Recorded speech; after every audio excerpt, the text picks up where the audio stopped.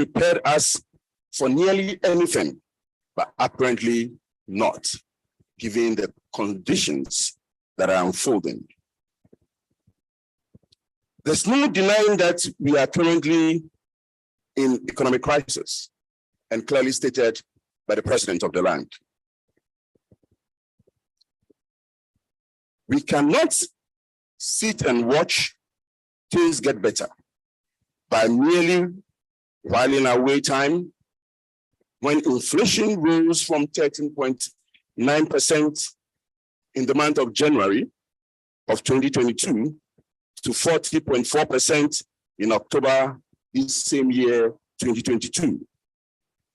We have experienced petrol and diesel prices hikes by 88.6% and 128.6% respectively. Transport fares have increased astronomically since January. Likewise, water, electricity tariffs, which have been risen from 27.2% and 21.6% respectively in this same year. Bloomberg reports that globally, the Ghana cedi is among the world's worst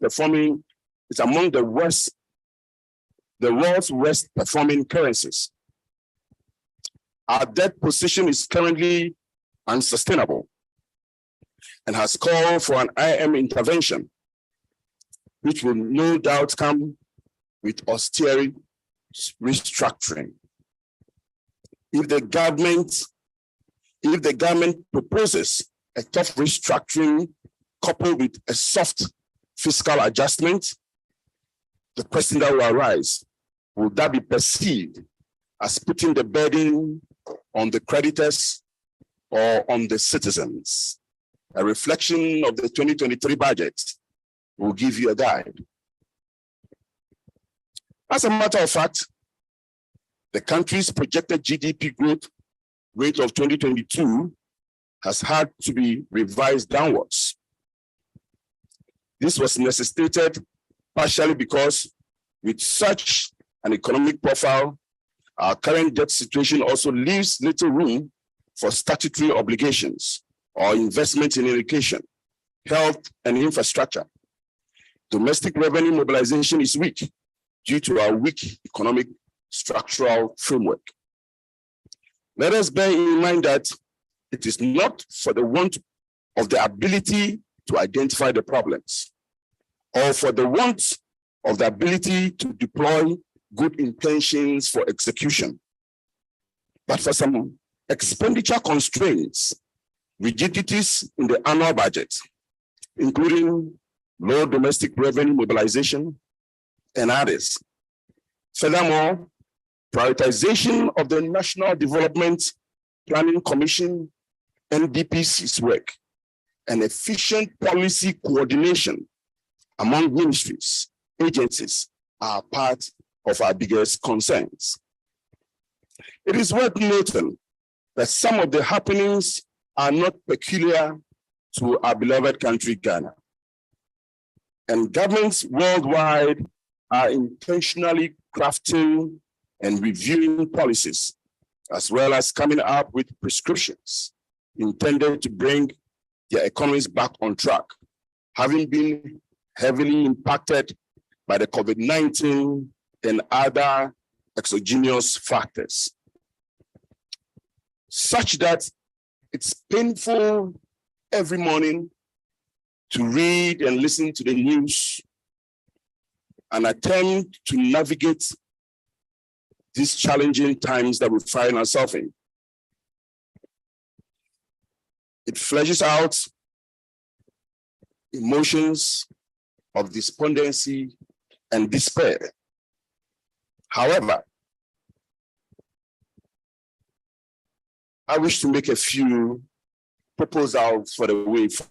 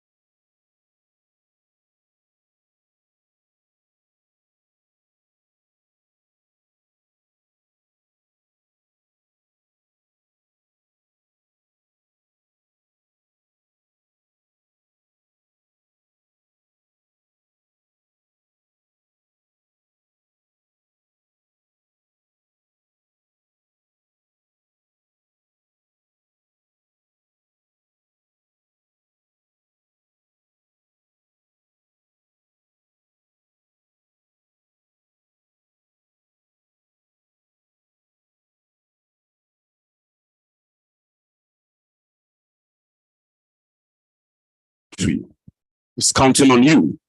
Your country is counting on you, because I see fellows from the other side. We need to share this current burden in our country, Ghana, to circumvent the current challenges. We cannot let ourselves and our nation down. There is a bag that we all catch when we're here, and I did. I did it in the bag, and I read it. What it did to me, I recultivated the habit of reading, because I recall how many articles I need to stay into the night to read to make sure I put my thesis together. I unlearned, because I recall when I defended my public thesis, I had a real rush that day, and my demeanor and all my effort that day I thought was all gone. Because the public thesis, my professor gave me a real deal. And I reapplied upon advice and instructions.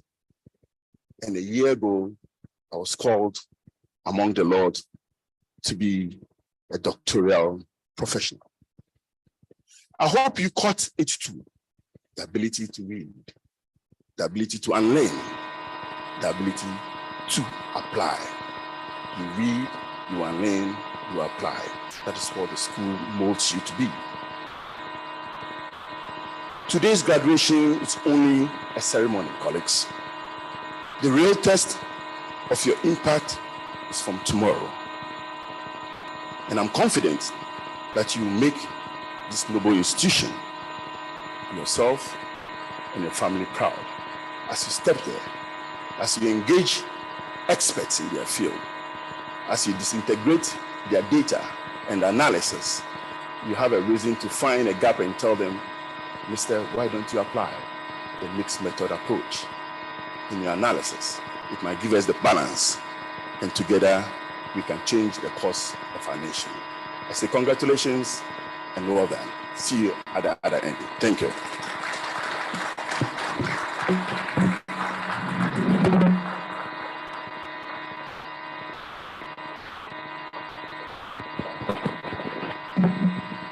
Thank you very much, President, Association of Ghana Industries, Dr. Humphrey Onyim Dake.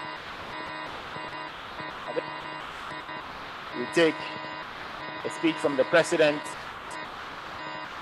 Dean of Nobel International Business School, Professor Kweku Etua-Henejuma. Round of applause for him, please.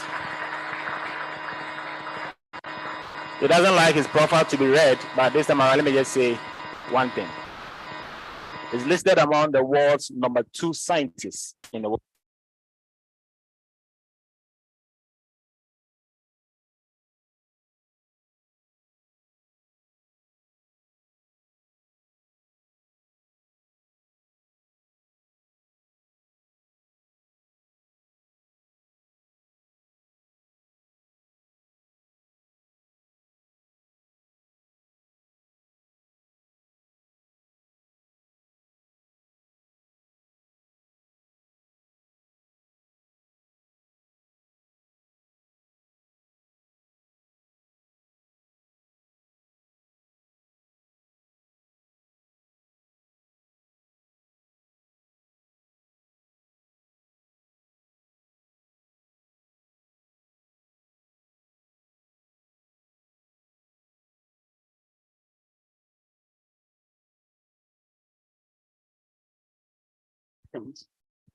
Particularly with respect to innovation, get prepared for these kind of things. And that's why you see the disparity in terms of the economic impacts. So given the theme of this graduation, I decided to look at Ghana's performance with respect to innovation. So I look at the Global Innovation Index. And this is an index that ranks countries around the world on their ability to innovate, the inputs that they give to innovation and the outputs they get. A lot of other issues, but I'll pick these two. There's good news for Ghana, actually, because from this report, Ghana ranks 95 among 132 countries on innovation capabilities. It ranks 16th among 36 lower middle income group of countries, which is good. It ranks number 5 among the 27 countries in sub-Saharan Africa. So this is real good news. It shows that at least we rank quite well. Now the bad news.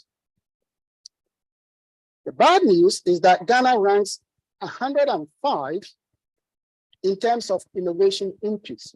That means what? That means the resources that we put in innovation, we are not very good at it. You know, resources in terms of education, in terms of science, in terms of research grants and things like that, right? We're not very good at it. But funny enough,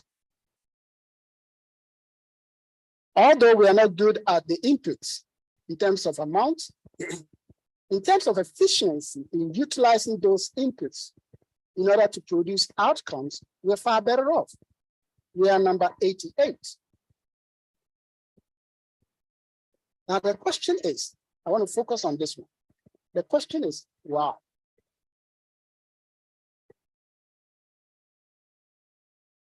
We put minimal inputs, but we got better outputs. You get my point? Why is that? And what is the implication of that for us as graduates of a doctoral school? The implication I see here is that given the chance, Ghanaians can be very, very innovative. That's the implication I get. The implication I get is that if we increase the innovation capacity of companies and governments, we'll do far, far better job than we're doing now. So the resources we put in, we are capable of getting even better out of this than other countries.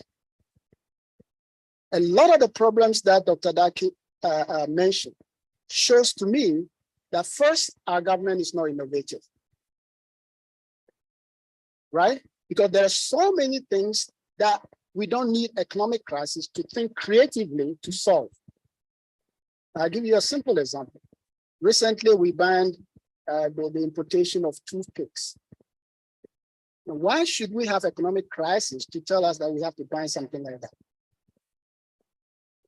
A creative government that I've seen in other countries suggests that first, you have to move away from rent-seeking and distributive behavior. And that is what kind of tends to engage our attention. What is rent-seeking behavior of government? Rent-seeking behavior of government is actually looking at resources only and getting money out of it, right? Because you're not adding any value. You just dig it up and then sell, and then you get money. Now, what happens when everything dries out? What happens if you don't have those resources? There are countries that don't have those resources, but they've been able to develop without them. Look at Singapore. There are countries that have resources, have been able to utilize them to actually develop and solve problems. I've been in China for 20 years. And in 1994, I entered China first time. Guangzhou was almost like a desert, not a desert, like a forest, right? But utilizing resources in a creative way in order to solve problems and improve economic life and social life. So government has to rethink. I think this country needs an innovation strategy to drive all strategies. Countries like China, countries like UAE, countries like Singapore, countries like South Korea, US, Australia, every single one of them has got an innovation strategy that drives them. They pick industries that they are going to support in order to provide advantage to the nation. This is not something that we don't know. We do, because all the ministers and everybody are very smart people. They learn, they read about these things. So why does it have to take an economic crisis like this for us to start thinking of improving banning rice importation. So that's the first point. The government has to sit up. We are doing a lot of good things about the digitalization area in terms of innovation. But other areas, support for industries to innovate, is not there, right? The second problem that I see from this statistics, from the innovation index, is that we need, as private sector, that is you guys, to actually improve your innovation capacity. Every single company needs to, good companies teach their employees, every single one of them, from the lowest person, the cleaner, to the top, about innovation, about creativity. Because for all you know, innovation is not most of the time about money. It's not. It's about just using your brain to think differently. You know the sewing machine? The best innovation in the sewing machine industry is the fact that somebody thought, how about we use women to actually do the job of sewing? You understand what I mean? Transferring, because at that time when that thing was invented, women have to stay in the kitchen, right? Everybody has to be, every technology has to be used by men. So one of the greatest innovation is just a switch of the mind saying, why don't we use women for this kind of job? Women industry. So my message to you, that you've learned quite a lot in your doctorate program. Use that knowledge to start helping your employees and your companies innovate. Move far, far, far ahead. Don't wait for government to say, okay, do this, do that, because you never know. They might not even ask you. You have to take the same initiative that you took in order to come here to study, to get more knowledge. Use the same thing in order to enhance your capacity as a company in the area of innovation. Because I believe that if government is innovative, and my example always, because I spent 20 years in China, it's always the Chinese environment. Government is innovative, picks the right industries to support. Companies and individuals are very creative, very entrepreneurial. Entrepreneurship with innovation, not without innovation. Right? People say that if you're an entrepreneur, entrepreneurship without innovation is about trying to chase a beautiful woman when you're broke. Right? No way, it's not going to work. It's not going to work. Right? So my message to you is that you got the opportunities here. A doctorate means that you think, you use your brain. Right? Theory and practice. Know the theory, how to apply it in practice. And I think if you do that, we all will be beneficial to your efforts. So I wish you well. And one thing I wish you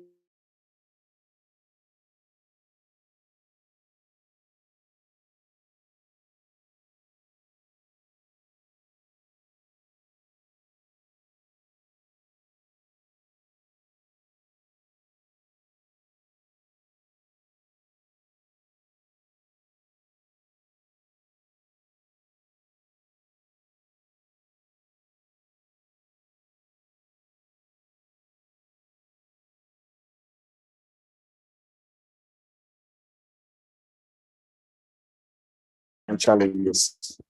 Well said. Thank you very much, Prof. Thank you very much, Dr. Humphrey Enyimdaka, for those remarks. The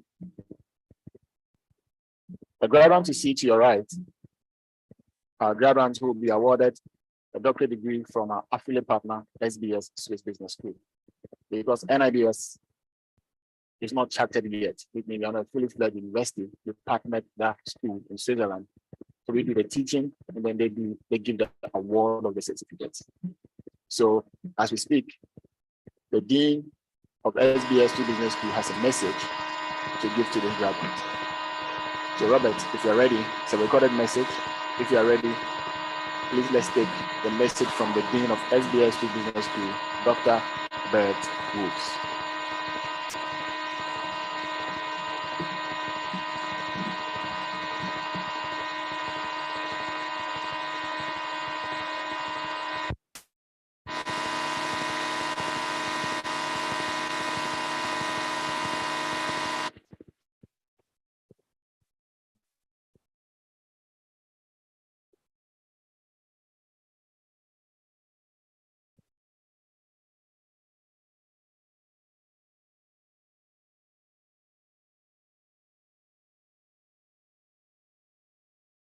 Dear ladies and gentlemen, dear graduates, dear parents and family, dear president and members of the board, parents and family, faculty members, dear president and members of the board, dear faculty members and staff, nations to the class of dear 2022. ladies and gentlemen, dear graduates, dear parents and family, dear president and members of the board, dear faculty members and staff, distinguished ladies and gentlemen.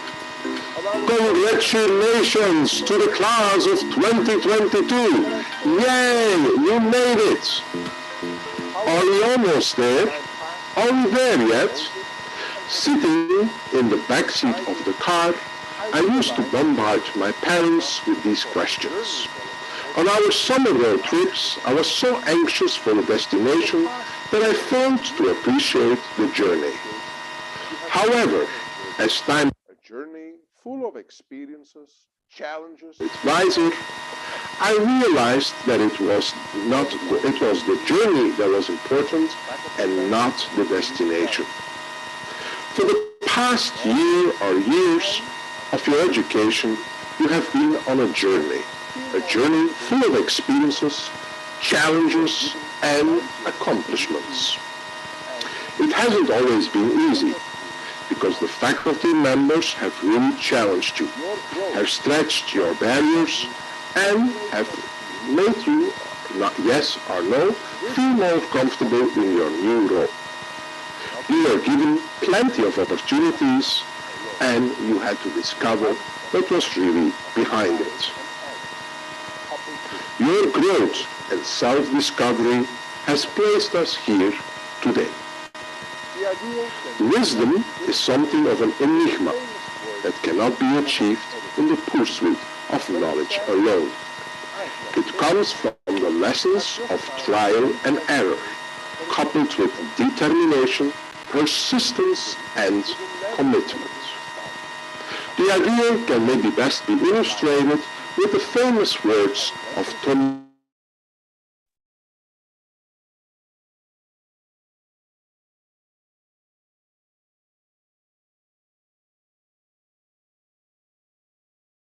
ending of blending knowledge with life experience and lessons learned that are not soon forgotten. Ultimately,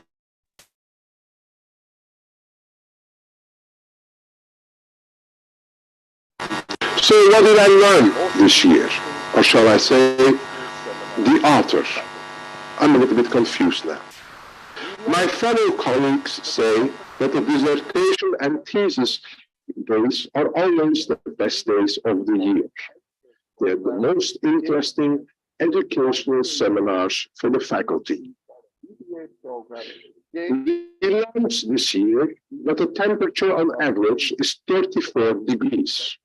That students who follow an MBA program gain on average 5 kgs, and students who follow a DBA program gain on average over the 3 years 12 kgs, because they substantially reduce their steps per day. So, should I accept or reject my null hypothesis now? I'm confused again. The world of work is changing. Skills and competencies are important, and even more important than a degree. Once more, nobody will bring a job, an opportunity on a golden plate. You need to work for it. So search for a career mentor, an advisor who can help you with that. At SBS, we are proud of your achievements. We thank you for your confidence and support.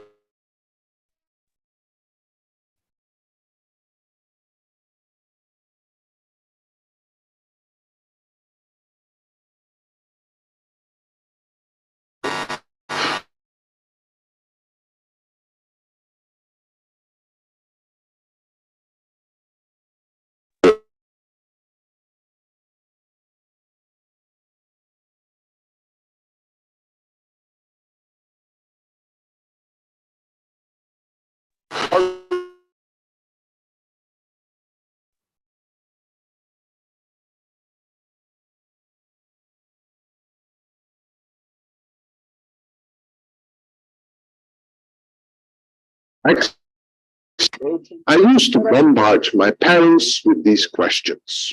On our summer road trips, I was so anxious for the destination that I failed to appreciate the journey. However, as time passed and I grew older, and hopefully also a little bit wiser, I realized that it was the journey that was important and not the destination. For the past year or years of my education, The video is repeating. always been easy. So the faculty members are really challenged. I've stretched your barriers and I made you, yes, I know, here. Robert, please play the parts where he confers on the students. seminars for the faculty. We learned this year that I'll reject my new hypothesis now. I'm confused again. The world of work is changing. Skills and competencies are important and even more important than a degree. Once more, nobody will bring a job and opportunity on a golden plate. You need to work for it. So search for a career mentor and advisor who can help you with that. At SBS, we're proud of your achievements. We thank you for your confidence and support of our business school. As we travel the road of our future, please enjoy this journey and embrace all the opportunities. Congratulations once more to the class of 2022, and may you find happiness on your journey. You are one of the 842 graduates of 83 different nationalities this year at SBS Swiss Business School. So stay in touch with your alma mater, SBS Swiss Business School. Okay. Danke vielmals. Merci beaucoup. Merci, Dr. Bedwoods.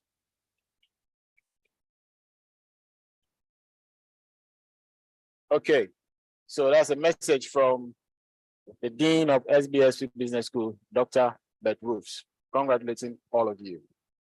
So technically, the degree has been conferred on you. But permit me to call you Misters, Mrs., Miss, Madams for the very last time before you're officially given the title Doctor. So for the main business of the day, time for the conferment of the degrees, I would like to invite Professor Kwekwe Tonijima to join me, Dr. Humphrey Enyimidake to also join me, and then Dr. Hamid Kwatim, our registrar, to also join me here to give out the awards to our various candidates. So if your name is mentioned, they'll give you your scroll.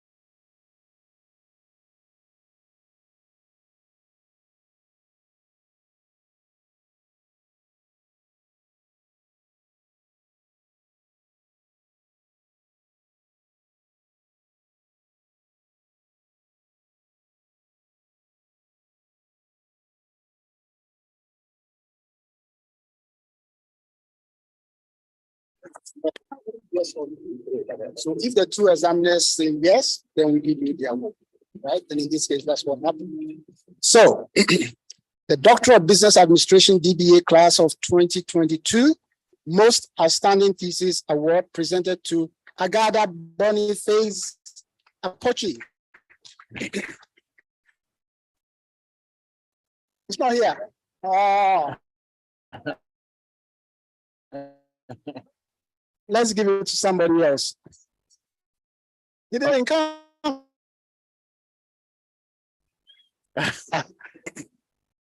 Mr. Teller, please do that. Why is he not here? Is he? Ah, okay.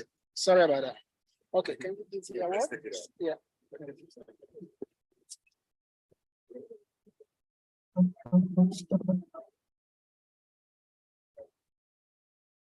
I don't know.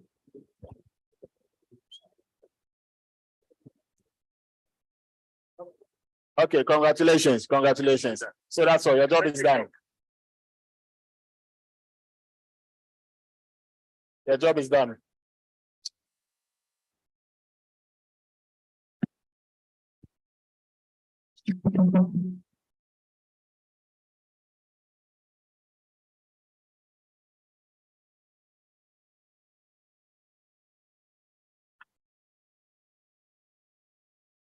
Okay. I understand the Pro Vice Chancellor, University of Ghana, is in our midst. Professor Abinder, if you are here, give us a wave. Pro VC. Thanks for coming. Thanks for coming. Okay. At this point, we'd like to take a speech by a student rep, the valedictorian speech, and that will be given by Dr. Vincent Azuma. Round of applause for Dr. Azuma.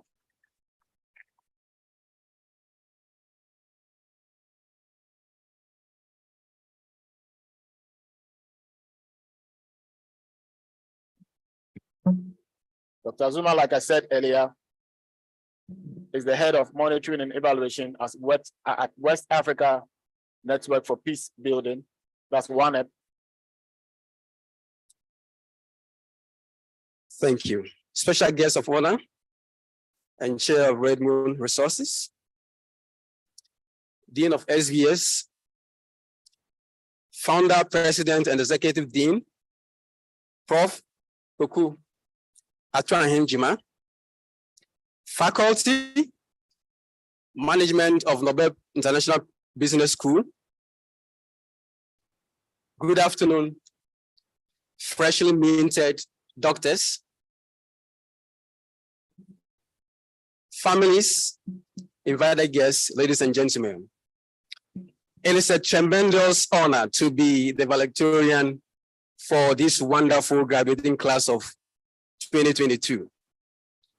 When I was chosen to give this speech, I wondered how I was going to do it, how I was going to share the many challenging but interesting stories from the many colleagues from Ghana, Nigeria, and elsewhere. It was a very difficult thing. Difficult not because I have nothing to say, but because I have so much to share. Now, I wanted to share with you the challenging and yet interesting journey that we all undertook. I wanted to share with you how we combine the heavy work schedules at the high levels with the dizzying academic challenges. I wanted to share with you the demand of family and the reminders by the school that your tuition is due. I wanted to share with you the nice ways that our lecturers took us through the seminars and the way they lit up the bulbs in our brains for us to get to the aha moment. I wanted to share with you the ever-ready work of the research fellows and how sometimes they burn the midnight candle with us. And I wanted to share with you the work of the men and women behind the scenes, the catering staff, the admin staff that are not seen, but work diligently behind the scenes. Now, on behalf of my entire class of 2022, I want to thank Nobel International Business School and SBS Swiss Business School for establishing what has no doubt become Africa's best doctoral business school. Thank you for teaching us, for leading us, for building us up into good blend of practitioner academics. I know that we have not told you enough how much we appreciate you. And I know that we have not said thank you enough to our great faculty for giving us a wonderful education. Thank you to the non-teaching staff for the great behind-the-scenes support. I hope you can forget our shortcomings and remember us for what we are and not from the mistakes we might have committed along the journey. Today, we have one common purpose: to celebrate. True or false? To celebrate.